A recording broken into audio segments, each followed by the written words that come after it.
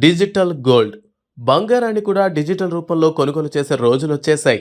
రకరకాల యాప్స్లో సులభంగా గోల్డ్ కొంటున్నారు. అయితే ఇలాంటి కొనుగోళ్లపై తాజాగా స్టాక్ మార్కెట్, మ్యూచువల్ ఫండ్స్ లాంటి సెక్యూరిటీల మార్కెట్ నియంత్రణ సంస్థ సెబీ హెచ్చరికలు జారీ చేసింది. డిజిటల్ గోల్డ్ పెట్టుబడులకు సంబంధించి ఇటీవల securities and exchange board of India SEBI కీలక సందేశం విడుదల చేసింది.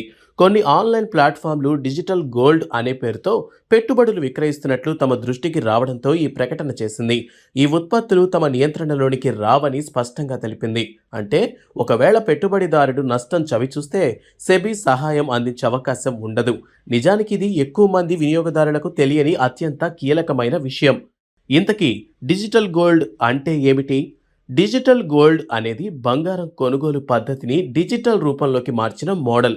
ఈ విధానంలో యాప్లు, ఫిన్టెక్ కంపెనీలు, ఈ-కామర్స్ ప్లాట్ఫామ్లు చిన్న మొత్తంతో బంగారం కొనుగోలు చేసే అవకాశం ఇస్తాయి. బంగారం నిల్వ వాల్ట్లో ఉంటుందని కంపెనీలు చెబుతాయి. ఇందులో యూజర్ల వద్ద ఫిజికల్ గోల్డ్ ఉండదు. కేవలం యాప్లో డిజిటల్ రికార్డు రూపంలోనే గోల్డ్ ఉంటుంది.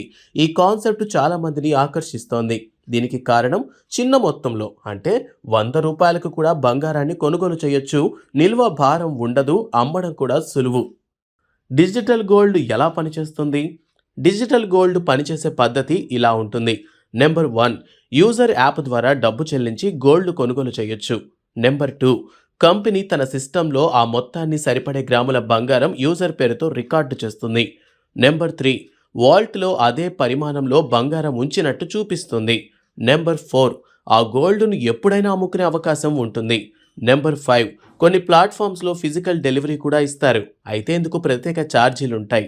నెంబర్ 6, అయితే ఈ ప్రక్రియ చూడటానికి సింపుల్గా ఉన్నా, సౌకర్యవంతంగా అనిపించినా అసలు సమస్య ఇంటర్నల్గా ఉంటుంది. యూజర్కు ఎలాంటి హామీ పత్రం లేదా చట్టపర రక్షణ ఉండదు. డిజిటల్ గోల్డ్ ఎందుకింత పాపులర్?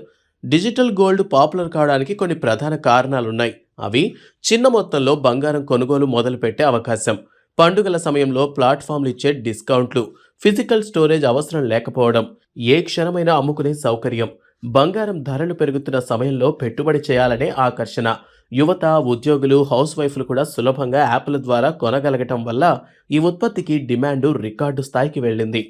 సెబీ ఎందుకు హెచ్చరించింది? చట్టపర పర్యవేక్షణ పూర్తిగా లేదు. ఎందుకంటే డిజిటల్ గోల్డ్కి ప్రభుత్వం, సెబీ, ఆర్బీఐ లాంటి సంస్థలు ఎలాంటి పర్యవేక్షణ చేయడం లేదు. ఇది ఏ చట్టం పరిధిలోకి రాదు. అంటే యూజర్ డబ్బు కంపెనీ వద్ద సురక్షితమని నమ్మడానికి ఆధారం లేదు.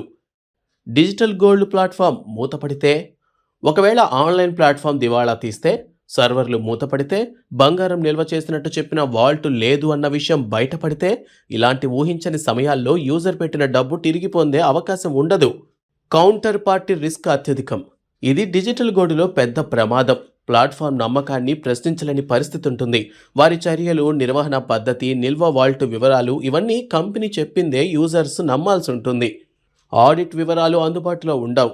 ప్లాట్ఫామ్లు వాల్ట్లో ఎంత గోల్డ్ ఉంది, యూజర్ల కొనుగోళ్లకు సరిపడేలా నిల్వ ఉందా అనే విషయాలను బయట పెట్టవు. కొన్ని సంస్థలు ఆడిట్ చేస్తున్నట్టు చెబుతున్నా అవి స్వతంత్ర ఆడిట్లు అన్న హామీ లేదు. హిడెన్ ఛార్జీలు. డిజిటల్ గోల్డ్ కొనుగోలు చేసినప్పుడు 3% జీఎస్టీ, 2 నుండి 3% స్ప్రైట్, ఫిజికల్ డెలివరీ చేస్తే అదనపు ఛార్జీలు, పెట్టుబడి ప్రారంభించిన రోజునే 6% వరకు నష్టం వచ్చే అవకాశం ఉంది.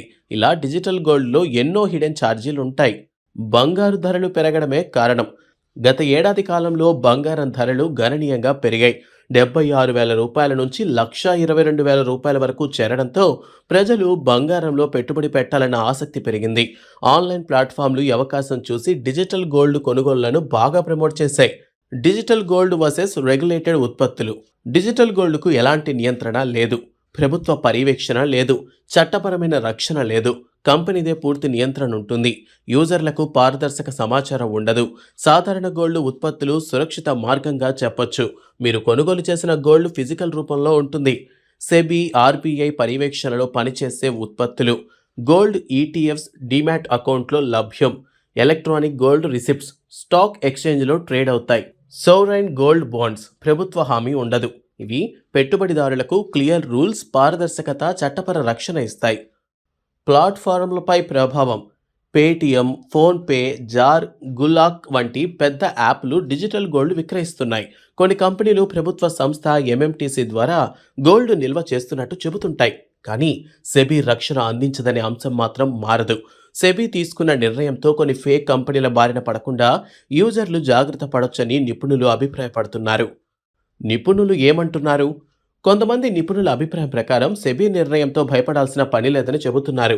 విశ్వసనీయ సంస్థల వద్ద నిల్వ ఉన్న డిజిటల్ గోల్డ్లో సమస్యలు ఉండవని అంటున్నారు. కానీ నియంత్రణ ఉండనంత వరకు రిస్క్ ఉంటూనే ఉంటుందని చెబుతున్నారు. మరి కొంతమంది నిపుణులు మాత్రం పెట్టుబడులను వెంటనే రెగ్యులేటెడ్ గోల్డ్ ఈటీఎఫ్లకు మార్చుకుంటే మంచిదని సూచిస్తున్నారు.